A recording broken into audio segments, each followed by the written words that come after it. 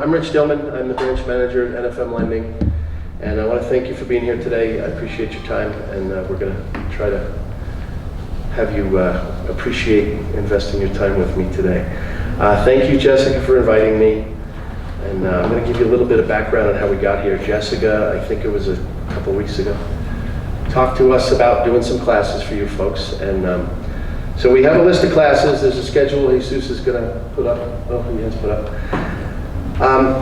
A lot of them are on lending, so if you're newer to real estate, we're going to do a VA class. I don't want to teach you how to be a lender, but it's really important that you know a little bit about everything your lender does. I find the biggest challenge in this business is realtors and lenders are not always working as well together as they should, and then it comes at the expense of the client, whether it's a seller or a buyer. If you understand VA loans enough to be able to advise your clients when you're getting a listing, you're going to have a smoother transaction. Same thing with the buyers. Just learning the lingo will help us communicate better to the client, calm them down, because that's one of our biggest challenges is the clients freak out a lot. So the classes are great on the lending piece, but we're also going to put in a lot of things that pertain to what we do that really aren't necessary as a lending. I have been kind of on an odyssey for about 6-7 years on the self-improvement kick. I'm in business coaching, I read a lot of books, and one of the things that I try to do is share as much as I can about the mistakes I've made, and you know, if what took me 3 years to figure out, I can help somebody else figure it out in a couple of months. That's kind of the goal of mine. So when Jessica asked me to do the classes, initially, one of the classes up there is credit. There's a lady named Alexandra who's one of the smartest people I know.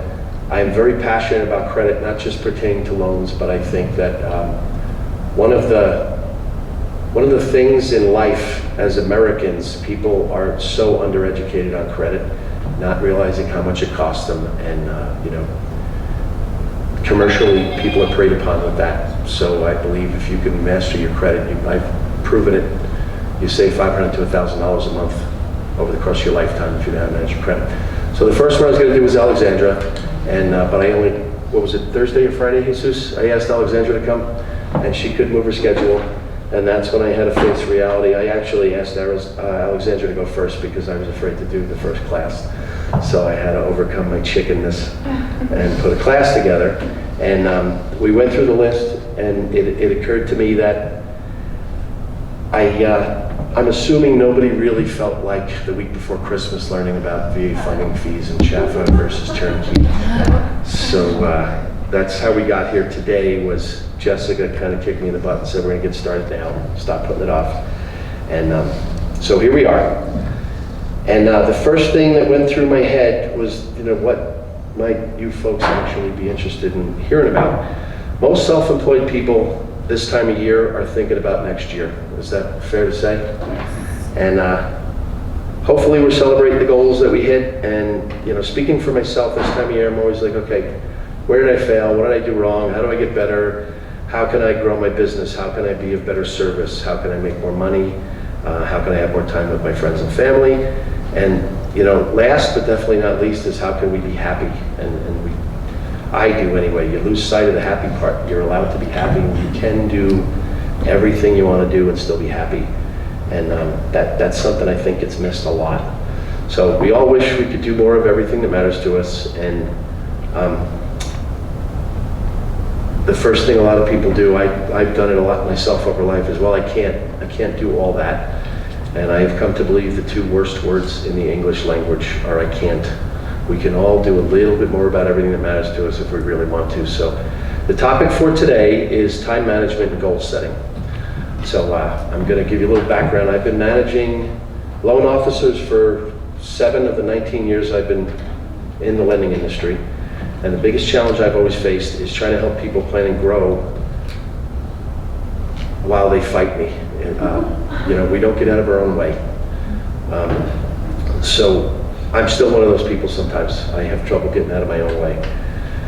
So I'm going to give you a little insight why I'm a decent resource. 10 years ago, I closed an average of about 12 loans a month as a loan officer.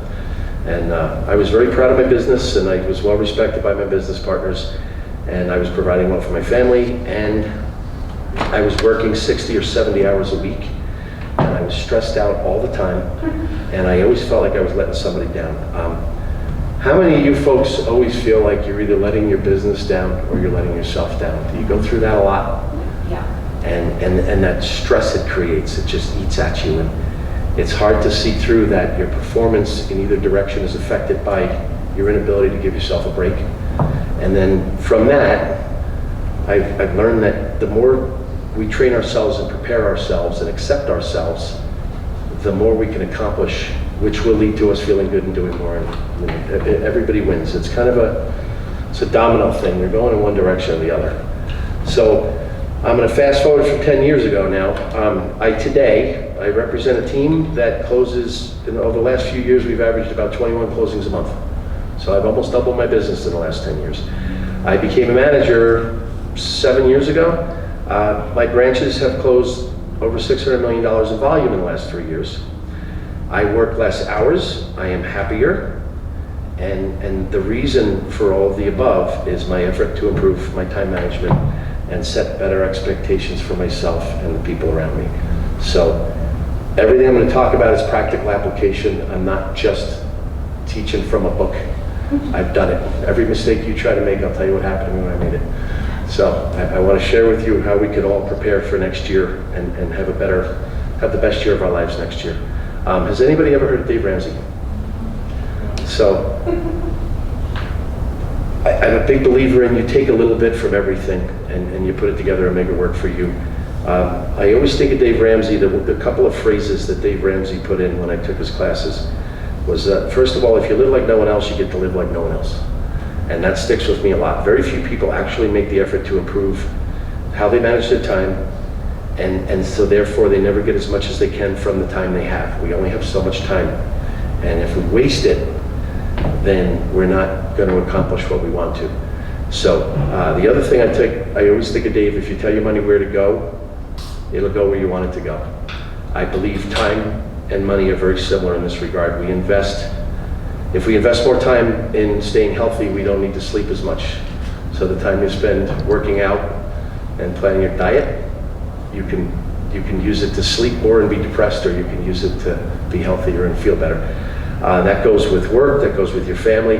I actually plan my weekends. And some people think that's not, my wife drives her crazy, but I sit down and I plan my weekend. I want to get as much out of my time off as I can. I want to work out, I want to spend time with my kids, I want to spend time with my wife. If you have a plan, you're going to get more out of everything you do. So this isn't just for work and business. You'll hear me talking a lot about making money. It's not out of greed that I speak of this. It is, I am a firm believer, it is not money, it's what money does. Money helps you change your family tree. Money does a lot. And you can make more and do a better job and help more people with this industry. We have the greatest job in the world, I believe that. We get to change people's lives and get paid for it. So, what is the biggest reason most people give for failing to achieve the results they want in life, whether it's business or personal? No time. So I do this when I'm training loan officers and I'm coaching loan officers, when I'm coaching agents. I don't have time. And it's like, well, do you really not have time, or do you not spend your time as wisely as you can? I couldn't make time, is what they say. Like, you can't make time. There's no recipe to make time. You can't bake it in an oven. You have this much time, and if you plan it well, you can do more with it. I ran out of time is my favorite. I get, loan officer, if I get a call from an agent that says so-and-so hasn't called me back, and I'm like, hey, Jessica says you haven't called her back, man, what's the deal? She called you at 5:30 yesterday, and it's noon today. You haven't called back, why not? Well, I ran out of time. I'm like, did you run out of time? Did you knock the bottle over and left the cap off and it just drained out? It just ran away from you? You don't run out of time, you waste time. And it's okay, we all do it, I still do it. I'm not gonna tell you I've mastered everything I'm gonna talk about today, but if you're aware of it when you're wasting, what I'm gonna talk about today is how to be more aware of your time and how to manage it better and just get more out of it. The truth is that we waste it because we don't put our time in the direction of our priorities and our values. Put that book up, please. Has anybody ever read this book? It's great. Has anybody ever heard of this book? So when you first see it, the title's pretty obnoxious. I've read both of this guy's books, The titles are very obnoxious, I get it. When I bought it, because I looked at the title and laughed at it, and said, I gotta read this and see what this guy's, I figured it was just gonna be like a smart-ass comedy book. And it was like it changed my life. That book is fantastic because it forces you to examine the reality of life. Talks about priorities and values. And we only have so many of those to give in a day. And so what are we gonna spend them on? Do we wanna waste them? Or do we want to invest them wisely? Do you want to listen to, I have 5 kids. Do I want to listen to my kid babble for 2 hours about how it's the teacher's fault that they're failing class and the teacher doesn't like them and they're out to get them? Or do I want to sit my kid down and make them face the reality that they have to get along with the teacher? There's always going to be somebody to get along with, and you have to do the work. And if you understand the work, you have to communicate that to the teacher. Solve the problem.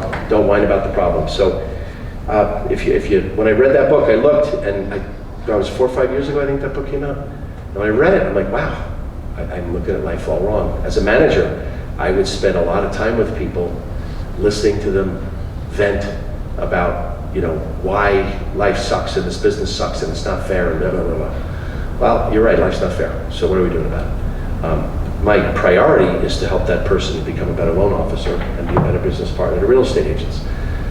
My priority is not to help them feel sorry for themselves. So I have learned to cut. Those of you who know me, I'm really to the point. I'm very direct. I will come off as very insensitive at times because I don't want to waste time pretending there's any value to simply. We all need to vent sometimes, and I do it. But what are my priorities? What are my values? That's where my time goes. If it's not going there, then I am wasting them on things that don't align with my priorities and my values. Core ideology. Has anybody ever read Jim Collins? Was Good to Great at Built to Last. There's a couple books.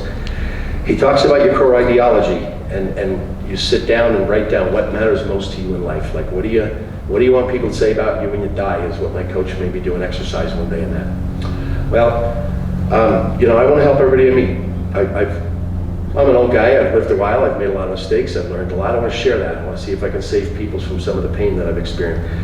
I want to keep getting better every day. I'm a competitive person, and I want to be able to look back on every year and say I'm better this year than I was last year, and I'm working on getting better next year. And for me, I wanted to change my family tree. My wife and I came from humble beginnings.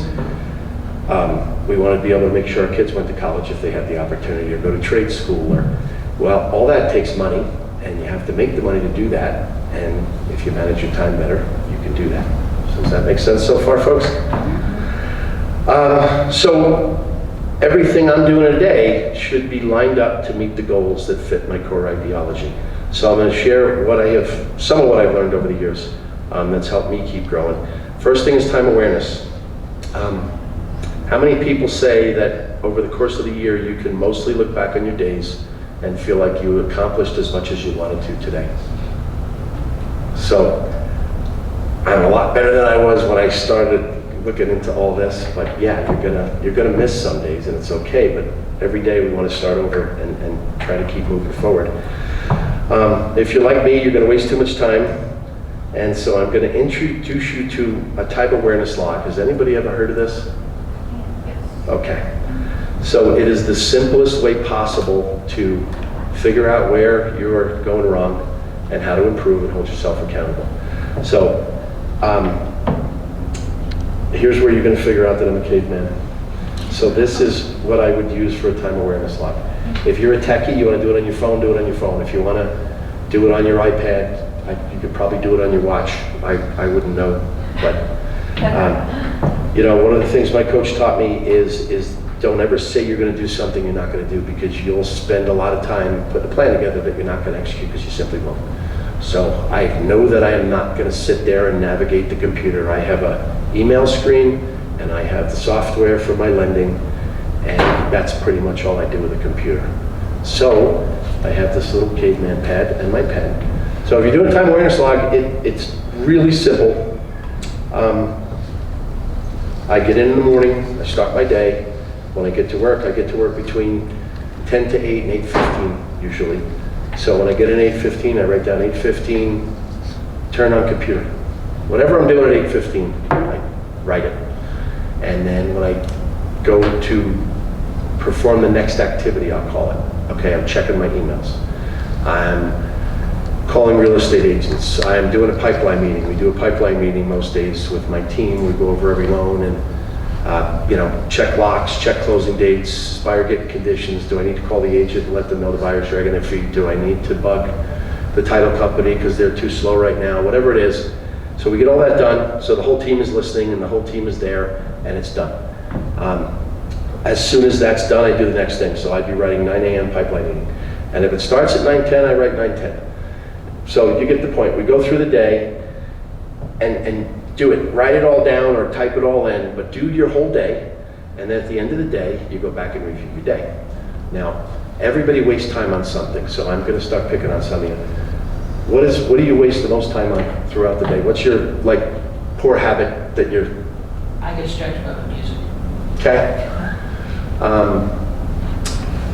So mine, I will confess that the biggest time wasted throughout the day used to be, it was Facebook. So I've never met an argument that I didn't want to engage in and debate somebody on anything. So I'm into politics. I'll talk to you all day about any politician you want to, whether I voted for it. Well, I'm not going to change your mind. But I was that guy that didn't realize it until I did this. Well, you just spent 2.5 hours arguing over that guy. He doesn't even know who you are. He's not making your life better. He's not helping. You haven't changed anybody's mind. You probably pissed somebody off today. And you're in a bad mood and you went home and you let people down and you didn't call them back. I'm an idiot is pretty much how I used to put it. So I look at the time awareness log and so, okay, so we got to stop this. Well, then I actually, and this may happen to you if you haven't done this before and you do it, I'm going to tell you, you got to do it for 30 days. If you don't do it for 30 days, it really doesn't have the impact you want it to have. So after the first week, by the end of the first week, you're going to start seeing some results, I promise. Because you're going to look and go, God, I know it didn't take me 2 hours. My business partner and I used to meet every day. And there were days I'm kicking him out. I'm like, you got to get out because I can't justify more than 20 minutes for this. The week before, we were in there for an hour. So you kind of start having that little alarm in your head, knock it off, move on, get something else done.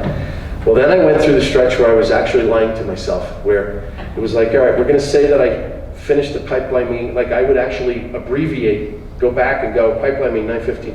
And we're going to make that 9:30. That way it doesn't look like I spent too much time with it.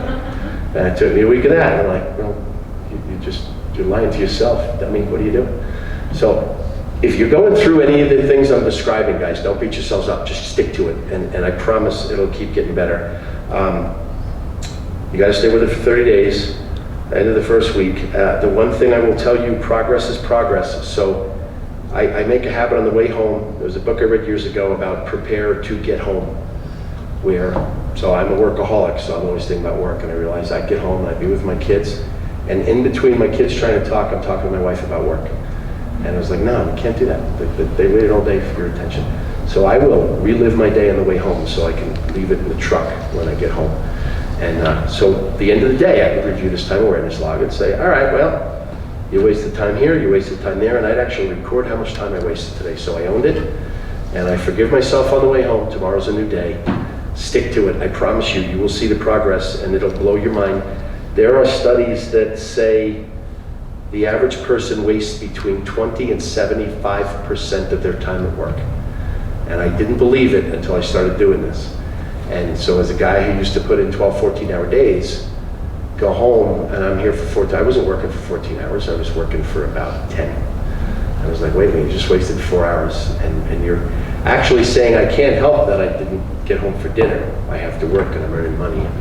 No, you're not, dummy, you're playing around on Facebook, you're reading the paper, you're not the general manager of the Yankees, so you don't need to analyze every trade.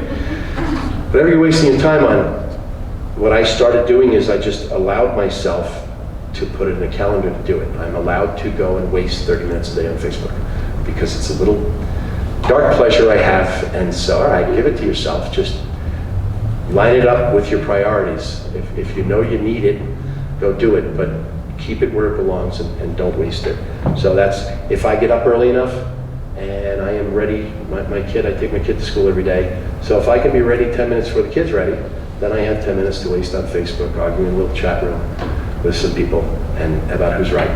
And I'm allowed to do it, but if I don't get up early enough to get myself going, then I don't get to do that. Does that make sense? So I do it with my kids. You don't get to play until your work's done. So I apply that to myself now. because I do the time awareness log. Don't expect to be perfect. You will not be perfect. You will be imperfect every day for the rest of your lives. But if you could be a little bit better every day, you're going to be growing.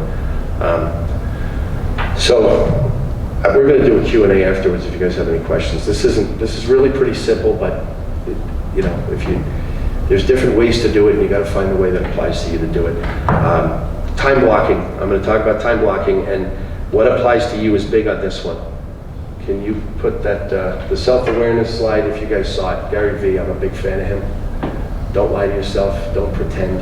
If you're losing, look at why you're losing. Don't be mad at the person beating you. It's okay to lose, but did you not really want to win, or did you not do what it took to win? And answer that question. You know, instead of being hard on yourself afterwards, be hard on yourself up front, so you know what you're doing, and that way you made a choice. You made a decision. What is it? Tony Robbins, in one of his books, talks about that a lot. Like you say, I've made the decision. I've made the decision to stop smoking. Even if you don't stop smoking right away, say I've made the decision to stop smoking. Eventually you're going to either stop pretending you're going to stop smoking, or you're going to make the effort to stop smoking. That applies to everything we do. So the time blocking, put that, yeah. So how many people look at this? I'm going to bet by talking to you, when you look at this works for you, right? Mm-hmm. Okay. That's empty. Makes my head explode. So my coach a few years ago said, okay, I want you to block every hour of your day, and you're going to color code. Is it lead generation? Is it meeting with clients? Is it business management? And I had this whole color scheme, and my day was full. And I'm just cringing at the thought of that back then. Like, I would open that and after a few weeks I realized I wasn't even looking at it anymore, because it freaked me out. So if the way you do time blocking and the way you manage this is not going to be a way that you're comfortable doing it, then don't do it and find another way. So for me, when I go in and I open my calendar every day, and I open my calendar every day because I want to. I'm not running away from it because it doesn't make my head explode. I'll make appointments. Like my pipeline meetings at 9 o'clock. One of the things I've found with time blocking people do is, well, I can't really structure my day that much because, you know, I'm in a business where things come up. This was me speaking to my coach. Well, you know, if I have an employee that needs help right now, I can't say, get out, I'm doing website calls right now. I can't do that. I'd be a terrible manager. Well, no, you wouldn't, because problems solve themselves. A lot of people will come to you with their problems if they know that you're going to jump and react immediately and solve it for them. So I learned that the hard way, but it was a good thing. So, you know, if Jesus is one of my loan officers, comes to, Rich, I got a problem. Jesus, I'm in the middle of something, I will come see you in 30 minutes. I learned this, I was like, wow, I feel like an idiot. I can't believe it took me 50 years to learn this. Most of the time, about 8 out of 10 times, I go to Jesus an hour later, and he's like, oh yeah, I already took care of it. I'm like, oh, okay. And I'm just smiling like, well, coach is right. Damn it, I don't know everything. I did it, Jesus. There we are. Hey, I figured it out. Speaking of tech. So, when you're doing your time blocking, find something that works for you. What worked for me was I do my pipeline meeting at 9, and I will not schedule another appointment until at least 11. The pipeline meeting's over by 10. I leave an hour in between every appointment. I call it for curveballs.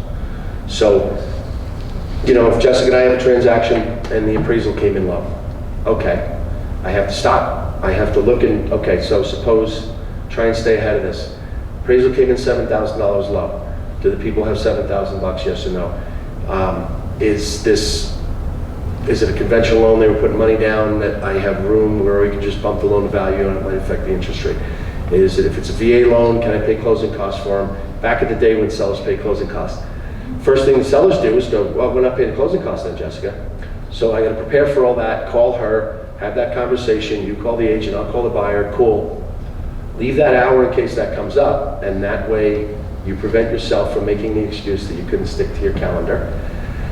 The next thing in my time blocking that I learned when I started doing this was, well, no, I didn't make, you know, I'm going to call past clients every day. I didn't call past clients today because, well, Jessica's appraisal came in low, and, you know, I had to take care of that.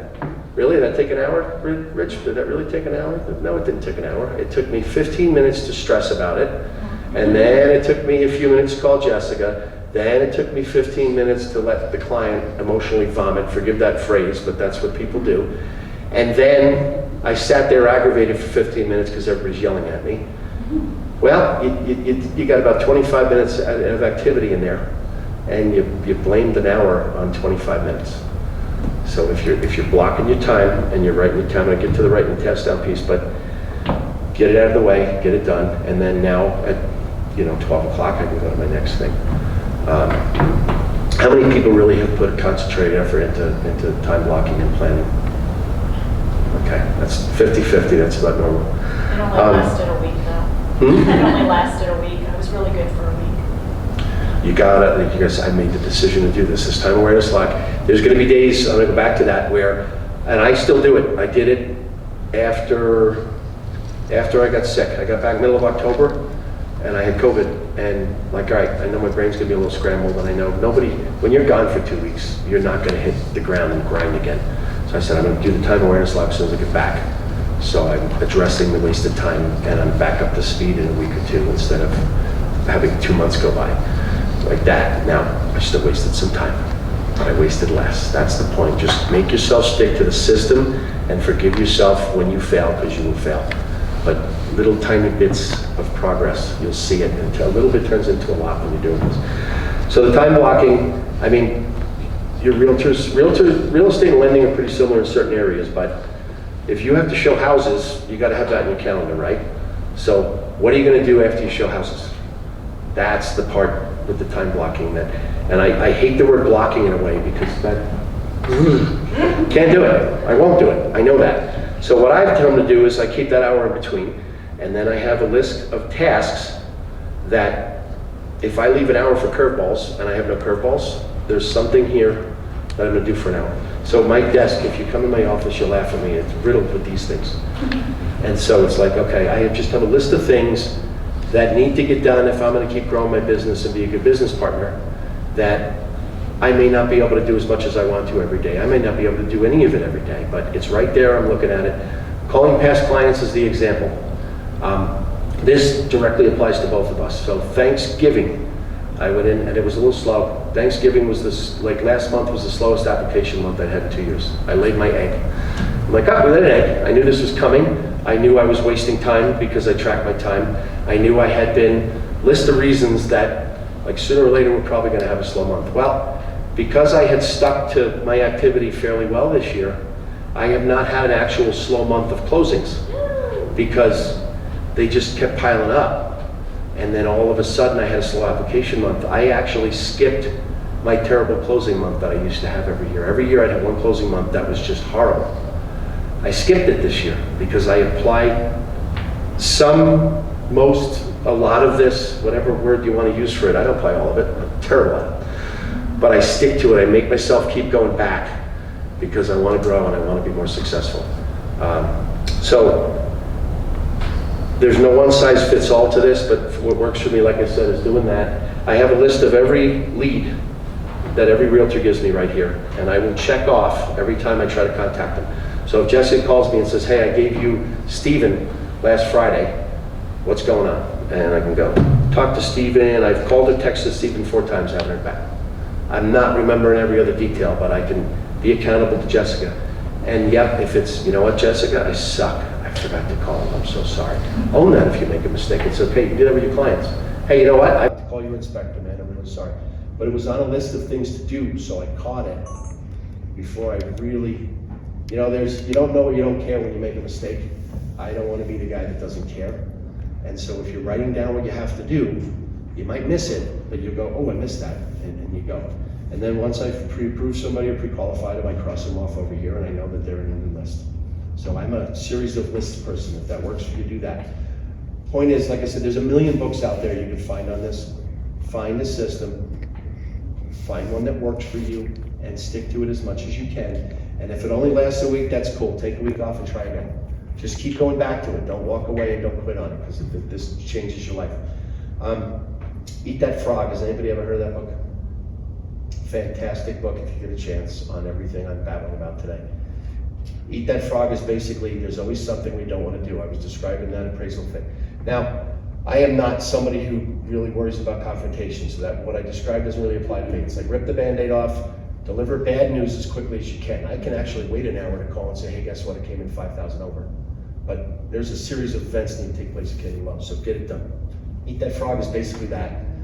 What you do is, and this is something I stick to pretty well, before I leave every night, I write down everything I have to do tomorrow. And some days it's like last night, I only had 3 things to do. There's days I leave and I have 30 things to do. When I have a lot of things to do, I will sit down and they teach you in the book, you put a 1, a 2, or a 3 next to it. And a 1 is, like if I find out at 11 o'clock at night an appraisal came in low, I'm not calling everybody 11 o'clock at night, I gotta go to sleep. But that's a 1, I gotta do that as soon as I get in because she's got stuff she's gotta do and I'm letting everybody else do it. So your 1s are all the gotta get done. Gotta. So I go in every day, and on the way to work every day, I don't know how many people use your time wisely in the car. That's something else that a little trick I picked up. I drop my kid off between 7:40 and 7:49 every morning. School starts at 10 to 8. I'm either calling a relative or a friend that I don't talk to very often, and I get to work with a sense of joy, so to speak. Hey, I just talked to my buddy I haven't talked to in 3 months. Or if there's a business call I have to make that everybody can't hear, that's urgent or awkward, I'll have that in the truck. And I get to work and that's off my plate. Now I feel I'm already moving. And if I have nothing to do, today's an example. I was thinking about this today on the way in. I'm thinking, all right, where am I talking too much? Don't leave that part out. Prepare for your day. You get to work, you hit the ground running, you go. So when I get in, my list is right there. And so now, if I'm sitting there eating breakfast at my desk where I used to sit there and start reading the New York Post, now I'm sitting there, do a 1. Get something done, get something out of the way. Momentum, you're building momentum for your day, you feel good. And the better you feel, the more you're gonna get done, that's a fact.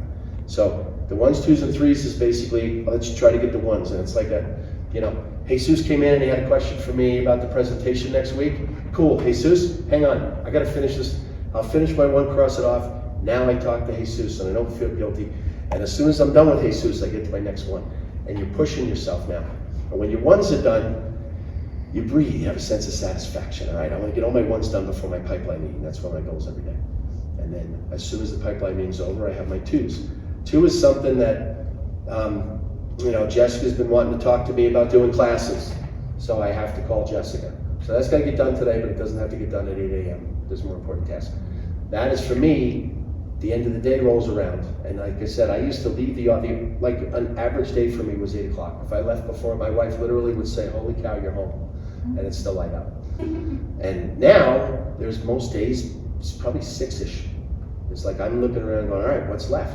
And that's where I'm looking at my 2s hey, let me call Jessica, let's have that conversation now. I don't have to rush Jessica off the phone, so we have conversations. She knows, as you can tell, I talk a little fast. But if I had too many things to do, I'm like, all right, yeah, I gotta go. I wasn't really listening to Jessica. So I put those on the end, and I get my 2s done, and I'm a better business partner, and I'm getting more done. And now I go home with a sense of satisfaction. I'm driving home saying, yeah, I had a good day, got some stuff done. Now I'm in a good mood when I get home, and I'm spending better time with my family. I'm gonna talk about the 3s real quick. The 3s are, this has to get done. There's an old saying about, wives, you don't have to keep them done every 6 months. We know we need to get done. That's the 3s. Quick story, I had a car I bought 4 years ago in New York. And has anybody ever tried to register an out-of-state car in Colorado? Constantly. It's like sticking a fork in your eye, DMV. It's like they're in the back smiling like, let's torture this guy. We're gonna make him come back 4 times and we're gonna suck the life out of him. So I get the card here and my insurance guy says, well, first 90 days you have your card, you don't need to do anything about it. Cool, drive the car for 90 days, I have to go to DMV, that's awesome. Then the temp tag was 90 days, so I could put some stuff off again. And then the problems ensued because I didn't know what I was doing. Fast forward, folks, it took me almost 1.5 years to actually have a set of license plates on that car. Every day, that car was a 3 on my list. That's your 3s. It's the stuff that I couldn't lie to myself. I couldn't pretend I forgot to register the car. I couldn't say, oh man, I did. Nope, it's right there every day looking at you. And every month or two, I'd be like, all right, you gotta do something about this. And I'd go take a step. So that's your threes. Your threes is something that don't allow yourself, because I always say we're like little kids, like, oh, I forgot to do that. No, you didn't. You really didn't want to. Well, have that on your list, because eventually you're going to nag yourself and knock it out. Just get it done. Cut it out. So that's the 1, 2s, and 3s, folks. Read that book if you get a chance, because there's more to it than that. But time blocking, planning your day. The other thing I found is I make a new list every day. So these lists used to be, if I had 30 things, I'd cross off, and then I just put arrows at the end of the day what I didn't do, and I go in the next day, and there was already, again, that. If that makes your head crazy, make a new list every day. Every day I go in, make a new list. Fresh day, fresh list. And at the end of the day, I go back and look, whatever I didn't get done. If it was urgent, can't go home till it's done. Hold yourself accountable. If it's not urgent, just put it on tomorrow's list and make the 201 for tomorrow, however you do it. That's my system. Again, find a system that works. It doesn't have to be anybody else's system, it's yours. Because it's your career, it's your life, it's your family. So don't feel like you have to do anything the way anybody tells you to do it. Just have something that you're holding yourself to stick into. So that leads to goal setting, because once we get good at managing our time, now we can actually realistically set goals that we have the possibility of achieving. How many people really focus much energy this time of year on goal setting? Not many. So I'm going to nag you all to try and drink my Kool-Aid right now. Goals are very simple. I use this phrase a lot. Life is so simple, but human beings make it complicated. We get in our own way. And we say, I hope. Hope is not a plan. I was talking to a couple of you before we started today about David. David was a loan officer for me. David came to work for me. David did 1 loan a month. He spent his entire day talking about the credit report he ran today. He drove everybody crazy. He's a sweet guy, though, one of the sweetest people I've ever met. So my partner used to sit down with the loan officers and say, we're doing goal setting, and then Rich is going to sit down with you to plan it. So mom's going to help you dream, and then dad's going to make you stop lying to yourself. So I sat down with Dave one day and I said, cool, I see you want to do 10 loans a month next year, and that's awesome. As the manager, I would love that, because I make more money if you do more loans. But I have a question for you, David. You run 8 credit reports a month, and you say you're going to close 10 loans. Tell me how you're going to turn 8 people into 10 closings. You guys are in real estate. Does anybody know their percentage of leads they call that actually turn into closings? We're going to talk about that later. But conversion rates. So my conversion rate that year was about 25% of the people I actually ran a credit report, took an application, 25% of it turned into closing. So I said, so David, you're on track to do 2 if you get better at what you do, and you want to do 10. What does that look like? David's first reaction was, why are you putting me down, man? Why are you peeing in my Cheerios? Well, I'm not. I'm trying to help you be realistic. Well, I've known David for, I think it's about, it's probably almost 6 years, probably about 5 years I've known David. Year 1, David hated my guts. Years 2, David knew that I actually cared. He loved me, but he didn't like me very much. Year 3 was probably the year we fought the most, because he was actually trying now. And so I'd have to tell him where he was failing. By year 4, David went from $3 million worth of closings to $15 million worth of closings. I'm going to get emotional about this. He moved to Florida. This is one of the sweetest human beings you'll ever meet, folks. He had a tough life. A lot of excuses if he wanted to make them, and he did for a while. David does $15 million a year worth of loans. David is as happy as he has ever been. He's making more money than he's ever made. He is literally living his dream. He's in Florida. They bought a house. They bought a boat. Him and his wife. He's always, every day, I'm like his dad. He sends me pictures every day of what he's doing, and he's so happy. And he's a good loan officer now. I used to get calls from realtors that said David wasn't calling them back. And then before I left Cardone last year, I was getting calls from agents that would say, hey, I just want to tell you, actually I called one day. That guy did an amazing job. He's fantastic. You should do anything you can to keep him. One of the proudest moments of my career as a manager. That's what goal setting does. That's what the time awareness stuff does. It helps you be the best you can, and you're going to feel great about it. It's awesome. So hope is not a plan. I'm going to repeat that a lot, because that was David. I'm like, David, you just, I hope I close 10 loans. Do you want to close 10 loans a month next year, or are you hoping? The coolest thing about this is in probably year 3 there, David's like, dude, I don't want to do what you do, man. I don't want to close 10 loans a month. That's too much. Cool, let's adjust your goals. So I want to be clear when I'm adjusting goals. I am not trying to drive everybody into the ground saying you have to be a top producer and you have to be. No, you don't. What you have to be is what you want to be. My dad used to say when I was a little boy, think about what you want and go do what you want, be what you want. If you realize you don't really want what you said you wanted, then say you don't want it anymore and go do something else. Don't lie to yourself. And I've done this with my employees, I've done it with my children. I had a son years ago who said he wanted to play professional college football someday. And I said, well, you're not playing football right now. So how are we playing college football? My wife was pretty pissed at me. You're picking on an 11, 12-year-old kid, I think. I wasn't trying to pick on him. If you want to be a football player, let's do that. If you don't, then figure out what you want to do. That's really one of the keys to life, in my opinion, folks. That's what this does. It helps you be honest with yourself, what you really want, what it really takes to do it. So when we're doing goal setting, the first thing you want to do is envision the goal.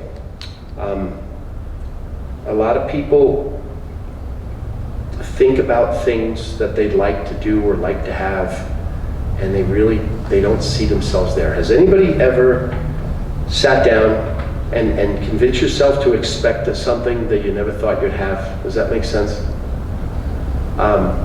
Once upon a time, and I'm going to use cars as the example, like 10 years ago, 12 years ago, I was driving this little tiny Hyundai.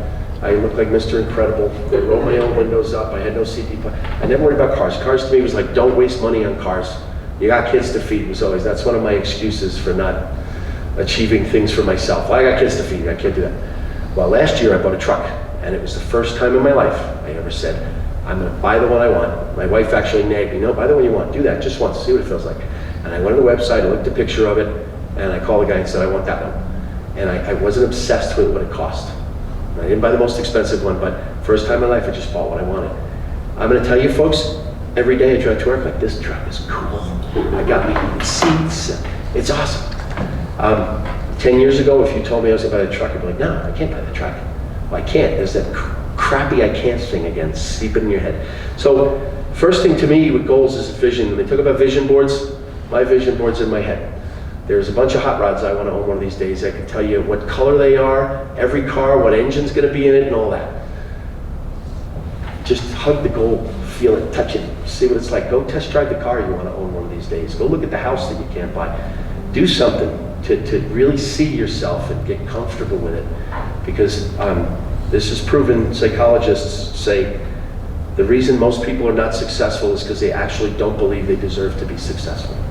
Has anybody ever gone through that? You tell yourself you should, you tell yourself you want to, but you don't really believe you're gonna, and you can. So wrap your mind around the goal. At family, I sat my kids down one year and said, we're going to Disney next year. And my wife looked like I was nuts, like we were broke. Like, we are going to Disney next year, kids. So I'm gonna tell you, Daddy's gonna miss dinner a couple nights a week so that we can go to Disney next year. So I want you to know what I'm doing and why I'm doing it, so you don't feel like I'm ignoring you. We went to Disney. And it was cool. It was the coolest thing ever. If you have kids and you go to Disney, there's nothing cooler than taking kids to Disney. So envision that goal and what it feels like.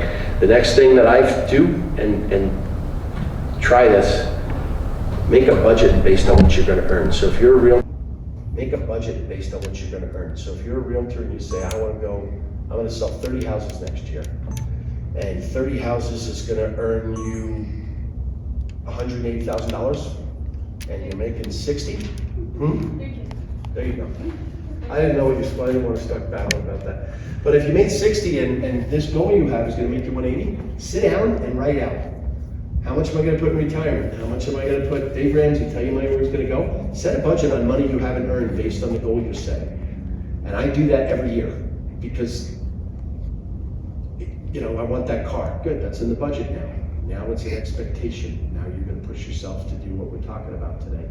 We started a branch last year. One of the goals we set was Sarah's home. I said to him, we started a business. I had a budget for everything we bought to start my branch. We had to buy furniture and equipment and all this. And I said, we're going to put Sarah's home in the budget now because I am not going to get halfway through the year and say we can't. Has anybody ever heard of Sarah's home?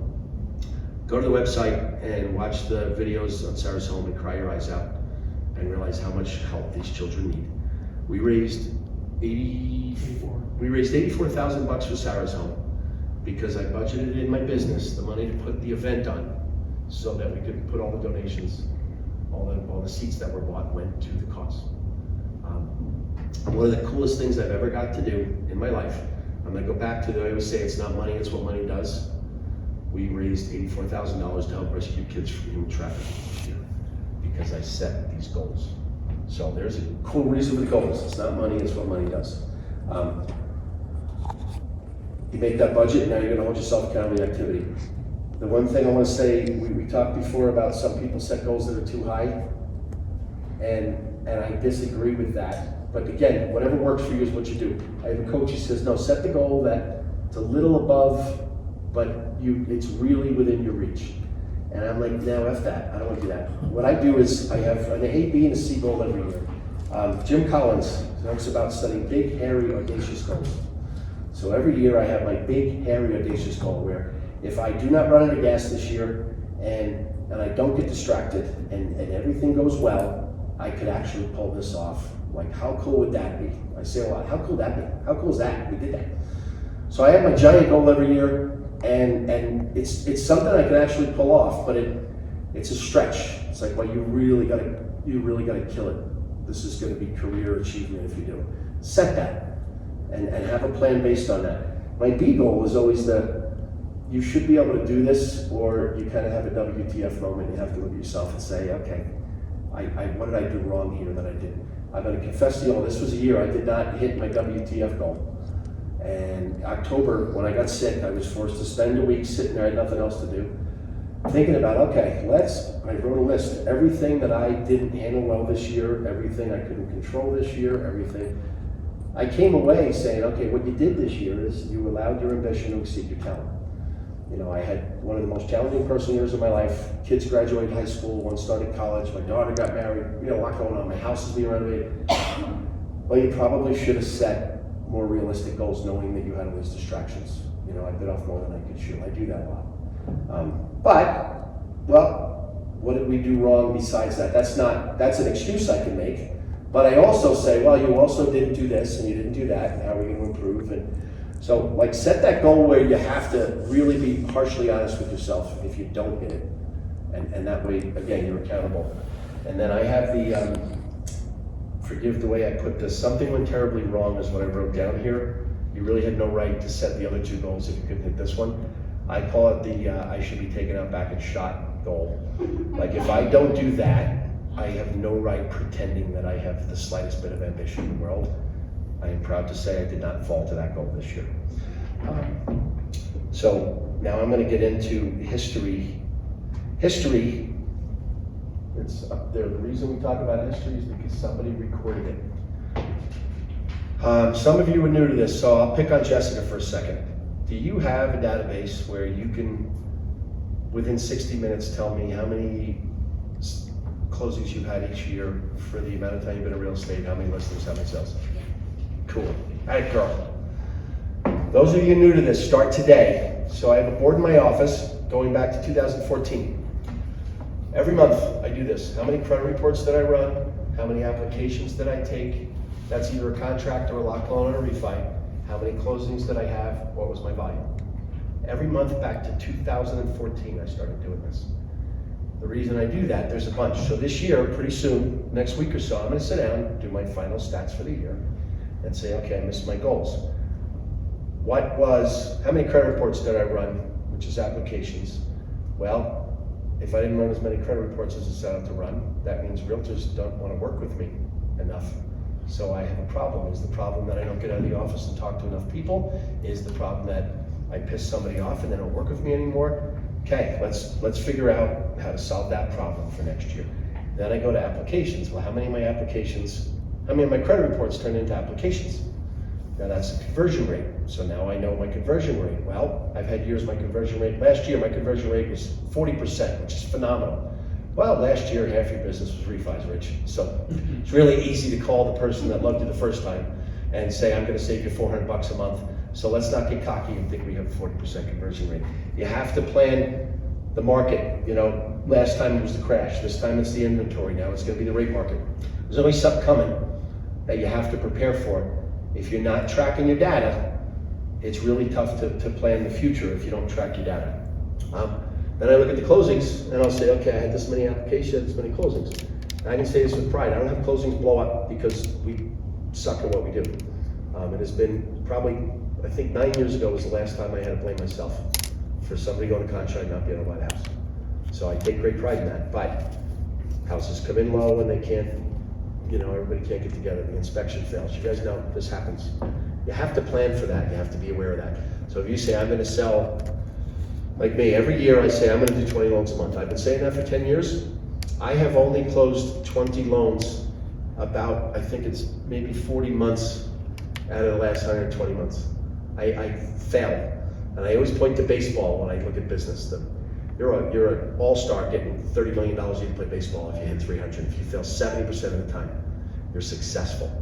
You're successful. Our business is the same way. Track your data, because if you track the data, you can't lie to yourself. So I will sit down every year and say, okay, this is what we want to do next year. So start with credit reports. And I'm going to be honest with you folks, one of the reasons I'm doing these classes, I need to meet more real estate agents. I am terrible about leaving the office. I'm always afraid to leave the office because something's going to go wrong if I'm not there doing everything by myself. And I have great people behind me, and I'm still, if you're one of those, good. Do things that force you to schedule it, plan it, do whatever you commit to it. I committed to Jessica today, so I couldn't screw this up. I had to show up. Jesus holds me accountable to show up. Again, anybody wants to talk about team building and all that, I'd love to sit with you, tell you everything that I have learned by failing.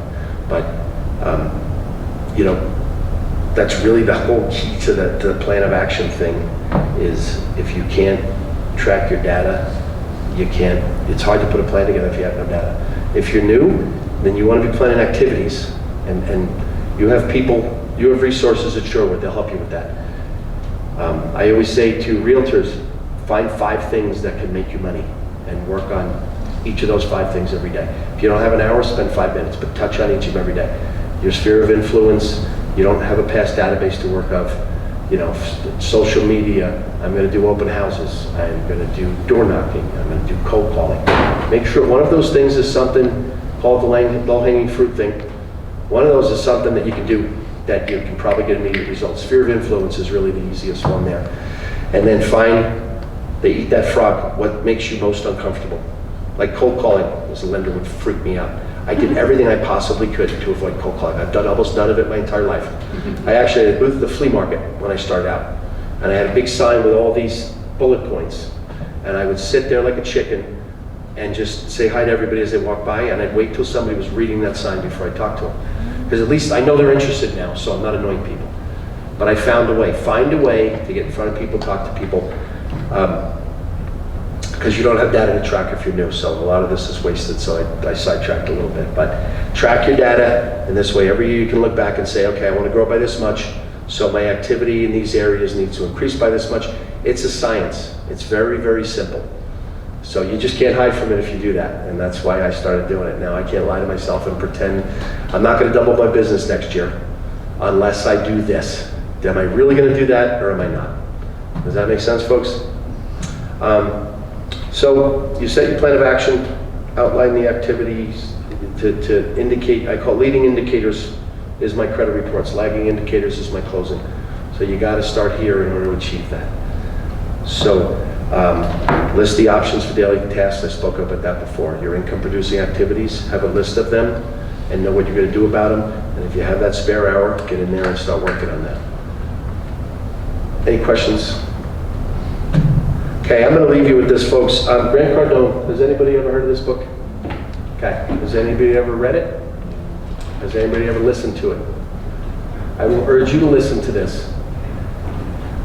He's a little over the top, he's a little annoying, he's a little full of himself. I'm not going to sit here and tell you I'm in love with Grant Cardone. I'm not. I really I would probably want to smack him if I hung out with him. However, when I listened to that book, two things I took from that. Number one, I got to work every day, and I didn't want to wait for the elevator. I wish I could have climbed the building like Spider-Man to get to work, because you are charged up. The other thing, and this is very personal for me, I keep saying it's not money, it's what money does. What he talks about in the book is, one of these days, somebody is going to need you for something financially. And if you're not grinding, he says, if you 10x effort produces 10x results. I want to close 20 loans a month. I've averaged over the last 10 years about 16, I think, maybe. Well, I was only doing 12 when I decided I wanted to do 20. That's 16, those 4 loans. Hurricane Sandy, I'll use as a great example. We're from Long Island. Hurricane Sandy hit, and I had relatives that literally would not have anything to eat if we couldn't send money. Literally fed family because I was doing what he talks about in that book. I had some kids, I have twins, they got in trouble a couple years ago. I had to put them in military school. Military school costs more than college. One of them probably would have been on drugs. One of them probably would have got himself arrested if I couldn't afford military school. So when I'm talking about this, folks, it's not about greed. It's about changing the world and making your life better. And I have a couple cool cars and I have a nice house. I'm not going to act like a philanthropist that lives in a hut. But I have been able to do some amazing things for people in the last 5 years because of that. So when you start telling yourself, I'm not into money, I don't want to be greedy, I choose to look at this the way he does. No, I don't want to be selfish and say I don't feel like managing my time better and setting goals and learning how to achieve them. Someone's going to need my help. And I talked about Sarah's home, change the world. So what we do, I say this, I'm going to end with this, we have the greatest job in the world, folks. We get to change people's lives and we get paid really well to do it. Like we make too much money for what we do sometimes, but we earn it because we're of service to people. Everything I'm talking about allows me to be of better service to Jessica and her clients. I'm able to employ Jesus and he feeds his family. I am able to employ Cordell. Cordell went to film school. Cordell's my son, by the way. Cordell went to film school and COVID hit, no jobs. Cordell was working for Southwest Airlines. Cordell had 3 shoulder surgeries by the age of 21. So being a laborer is not really what God had in mind for Cordell. Well, because I had this branch and we do this business, and Jesus has been nagging me for a long time about video marketing, I was able to give Cordell a job. Now Cordell has a foundation of a career. There's a ripple effect you create when you hold yourself accountable to be the best you possibly can. You will create this ripple effect and you literally change the world. So I really appreciate your time, folks. Did I go over? I don't know. I nailed it. 58 minutes. I appreciate your time. I hope this was worth it. I hope it brought value. I am in the lending business, so if any of you need to talk to a good lender, I know a guy. Yeah. And I would love the opportunity to sit down and show you what we can do to grow your business. And I am proud of the fact that we are a very good lender. I spent a lot of years not trying to grow because I was one of those people who said if I grow too much, I'm not going to be able to provide great service. Nope. You provide better service. Don't be afraid of that. So anybody that's willing to, I'm going to be following up with all of you. And I'd love to talk to you and see if it would be a good fit. If it's not, I have other loan officers who would be a good fit. And if you're happy with your lender, that's great. I will give you some tips on how to be a better business partner for the lender. That's great. But anything I can do for you folks to help you have the best year of your lives next year, please take advantage of that. Thank you much. Thank you, Dan.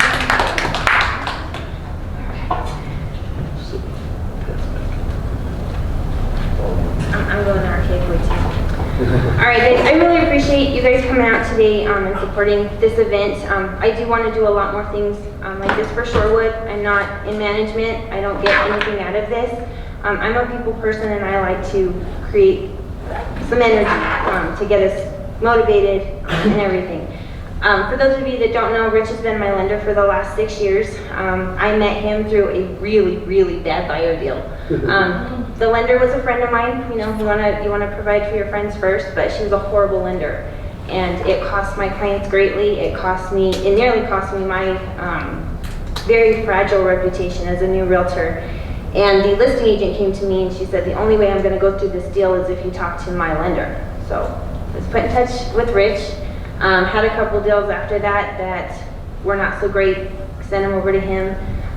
So one thing I can really boast about Rich is he's very direct and to the point.